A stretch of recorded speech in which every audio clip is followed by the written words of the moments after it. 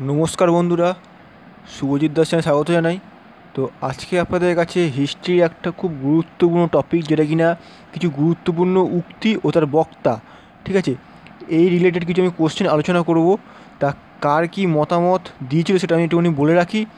আর অবশ্যই ভিডিওটা পুরোপুরি দেখবেন। মতামত বলতে গেলে কেমন বলতে, যে কে কী বক্তব্যটা বলেছে, ঠিক আছে, কার কী উক্তি, এই রিলেটেড যে কোশ্চেনগুলো হয় ম্যাক্সিমাম ক্ষেত্রে পিএসসি যে কোশ্চেনগুলো করে থাকে সেগুলোর ক্ষেত্রে কিন্তু খুব আসে, ঠিক আছে।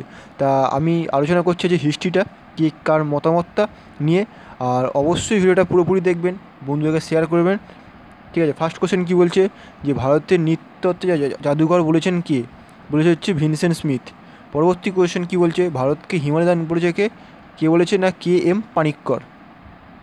নেক্সট কোশ্চেন, ভারতীয় ঐক্য হলো মোজাইক করা বিভিন্ন রঙের পাথরে এক সুন্দর ও সুদৃঢ় সহাবস্থানের মতো। কে বলেছে? সর্বপল্লী রাধাকৃষ্ণন।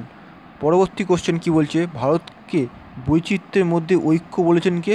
ভিনসেন্ট স্মিথ, ঠিক আছে। খুব ভালো কোশ্চেন এটা। পরবর্তী কোশ্চেন বলছে, আর্য কোনো মানব গোষ্ঠী সম্বন্ধীয় প্রতিশব্দ নয়। কে বলেছে? রমিলা থাপার। নেক্সট কোশ্চেন কী বলছে, ম্যাক্স মুলারের মতে আর্য একটি ভাষাগোষ্ঠী। তাহলে আর্য একটি ভাষাগোষ্ঠী, এটা কে বলেছিল? বলেছিল হচ্ছে ম্যাক্স মুলার।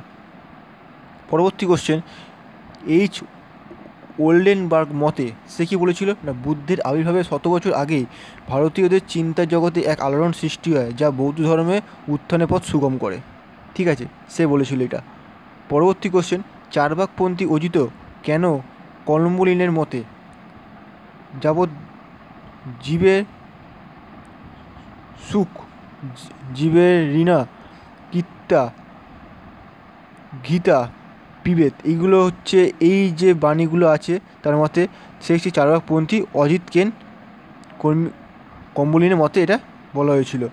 পরবর্তী কোশ্চেন কী বলছে, মৌর্য সাম্রাজ্যের পতনের জন্য অশোকের দণ্ডা সমতা নীতি ও ব্যবহার সমতা নীতি গ্রহণ ও ধর্ম মহামাত্র কর্মচারী নিয়োগ দায়ী ছিল। এটা কে বলেছিল? না, হরিপ্রসাদ শাস্ত্রী। পরবর্তী কোশ্চেন, এই কোশ্চেনে খুব পরীক্ষা আসে, আলেকজান্ডার ভারত আক্রমণের পরোক্ষ ফল হলো ভারতীয় সভ্যতার গ্রিক সভ্যতার প্রভাব। কে বলেছিল? Smith, Vincent Smith. পরবর্তী কোশ্চেন, ডক্টর রমেশচন্দ্র মজুমদারের মতে বিক্রম সম্মত ও রাজা বিক্রমাদিত্যের যথার্থ পরিচয় ভারতের ইতিহাসে এক অমীমাংসিত প্রশ্ন। এটা কে বলছিল? রমেশচন্দ্র মজুমদারের মতে এই কথাটা ছিল। এবং পরবর্তী কোশ্চেন কী বলছে, হেমচন্দ্র রায়চৌধুরী কী বলেছিল? চন্দ্রগুপ্ত মৌর্যকে ভারতের প্রথম সার্বভৌম ঐতিহাসিক সম্রাট বলে অভিহিত করেছে। তাহলে ভারতে প্রথম সার্বভৌম ঐতিহাসিক সম্রাট বলেছে কে? হেমচন্দ্র রায়চৌধুরী। কাকে বলেছে? না, চন্দ্রগুপ্ত মৌর্যকে বলেছে।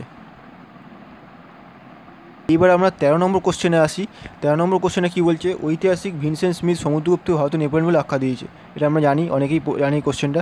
পরবর্তী কোশ্চেন কী বলছে, কে.এম. পানিক্করের মতে সে কী বলেছে? ভারতে একমাত্র চোল সাম্রাজ্যের উদ্যোগে সামুদ্রিক শক্তি যথার্থ বিকাশ ঘটেছিল, ঠিক আছে, এটা সে বলেছিল, পানিক্কর। পরবর্তী কোশ্চেন, ডক্টর রমেশচন্দ্র মজুমদার কী বলেছে? না, ধর্মপাল ও দেবপাল রাজত্বকালে বাংলার ইতিহাস সর্বাপেক্ষা মহান যুগ, মানে পাল যুগটাকে সে বলেছে মহান যুগ। পরবর্তী কোশ্চেন, ডক্টর নিহার রঞ্জন রায় কী বলেন? যে পাহাড়পুরের মন্দির প্রাচীন বাংলার শ্রেষ্ঠ বিস্ময়, সে এটা বলেছিল। পরবর্তী কোশ্চেন কী বলছে, ভিনসেন্ট স্মিথের মতে স্থাপত্য, ভাস্কর্য, চিত্রকলা এই তিনটি শীর্ষকলা গুপ্তযুগে উন্নতি শীর্ষে আরোহণ করেছিল। কে বলেছিল? Vincent Smith. পরবর্তী কোশ্চেন, ডক্টর রনিল সলের মতে ভারতের সাংস্কৃতিক ক্ষেত্রে কুষাণ যুগ বিশেষভাবে গুরুত্বপূর্ণ, সে এটা বলেছিল। পরবর্তী কোশ্চেন, বি.জি. গোখলে তার মতে কী বলেছে? কুষাণ যুগ ছিল গুপ্ত যুগে নবজাগরণের মুখবন্ধ। Heavy important question. পরবর্তী কোশ্চেন, বাগদাদের খালিফা আল মুতাসানির বিল্লাহ ইলতুৎমিশকে সুলতান ই আজম বা শ্রেষ্ঠ সুলতান বলে উল্লেখ করেছে। 21 নম্বর কোশ্চেন, ভিনসেন্ট স্মিথ বলেছেন কি মোহাম্মদ বিন তুগলকের মধ্যে পরস্পর বিরোধী গুণে মিশ্রণ ঘটেছিল, সে বলেছিল এইটা কথাটা।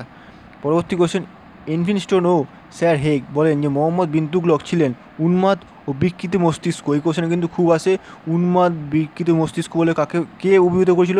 এলফিনস্টোন বা স্যার হেগ বলেছিল এই কথাটা মোহাম্মদ বিন তুগলককে। 23 নম্বর কোশ্চেন, স্যার স্ট্যানলি লেনপুরের মতে মহৎ উদ্দেশ্যে ও উচ্চ আদর্শ থাকা সত্ত্বেও ধৈর্য মাত্রাবোধের অভাবে মোহাম্মদ বিন তুগলকের জীবনে এক মহা ব্যর্থতা নেমে আসে, সেটা কী হচ্ছে? স্ট্যানলি লেনপুলের মতে। পরবর্তী কোশ্চেন, হেনরি এলিয়ট ও স্যার এলফিনস্টোন ফিরোজ শাহ তুগলককে সুলতানি যুগে আকবর বলেছে। তাহলে কে ফিরোজ শাহ তুগলককে, আমরা তো জানি ফিরোজ শাহ তুগলককে সুলতানি যুগে আকবর বলা হয়, ঠিক আছে। সেটা কে বলেছিল? হেনরি এলিয়ট ও স্যার এলফিনস্টোন, এরা দুজনে মিলে কিন্তু বলেছিল, ঠিক আছে। আপনারা নোট করতে থাকুন কোশ্চেনগুলো, ভালো ভালো কোশ্চেন। পরবর্তী কোশ্চেন, দেশীয় রাজ্যগুলি সম্পর্কে গান্ধীজি বলেন যে এই রাজারা ছিলেন ভারতীয় পোশাক পরিহিত কর্মচারী।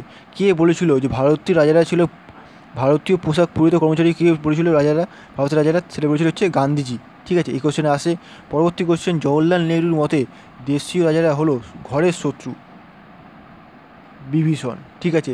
এটা জওহরলাল নেহরু বলেছিল। তাহলে জওহরলাল নেহরুর মতে কি দেশীয় রাজারা হলো ঘরের শত্রু বিভীষণ? আছে কোশ্চেনটা নেহরুর মতে, ঠিক আছে। 28 নম্বর কোশ্চেন কী বলছে? সব লাল হয়ে জায়গা, এটা খুব শোনা যায়, রঞ্জিত সিং, খুব পরীক্ষায় আসে এটা। পরবর্তী কোশ্চেন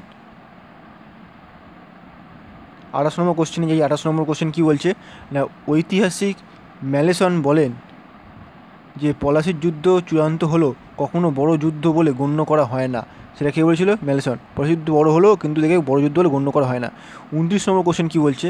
ফরাসি পর্যটক জ্যাকুমো রঞ্জিত সিংকে নেপোলিয়নের ক্ষুদ্র সংস্করণ বলেছে। তাহলে নেপোলিয়নের ক্ষুদ্র সংস্করণ কাকে বলা হয়? সেটা বলা হয় রঞ্জিত সিংকে। কে বলেছে? জ্যামুকো, ঠিক আছে। ফরাসি পর্যটক ছিল। লাস্ট কোশ্চেন আমি আলোচনা করছি। কি বলছে? ডক্টর অনিল শীল ঊনবিংশ শতাব্দীতে সমিতির যুগ বলে বর্ণনা করেছে। তার সমিতির যুগ কাকে বলা হয়েছে? সমিতির যুগ বলা হয়েছে ঊনবিংশ শতাব্দীতে। তা কে বলেছে? না ডক্টর অনিল শীল বলেছে এই যুগটাকে, ঠিক আছে। আপনার কাছে 30খানা উক্তি আলোচনা করলাম। নেক্সট ভিডিওতে কিন্তু আরও উক্তি নিয়ে আসবো, খুব ভালো ভালো উক্তিগুলো রয়েছে, আপনার কাছে নোট করা আছে। আর অবশ্যই বন্ধুদেরকে শেয়ার করে দিন, পারলে চ্যানেল সাবস্ক্রাইব করে রাখতে হবে, আপনাদের অনেকটা হেল্প হবে। আর কমেন্ট করে জানান কেমন লাগলো ভিডিওটা, আর অবশ্যই লাইক দেবেন যদি ভালো লাগে। দেখা হচ্ছে পরবর্তী ভিডিওতে, ততক্ষণ সঙ্গে থাকবেন। ধন্যবাদ।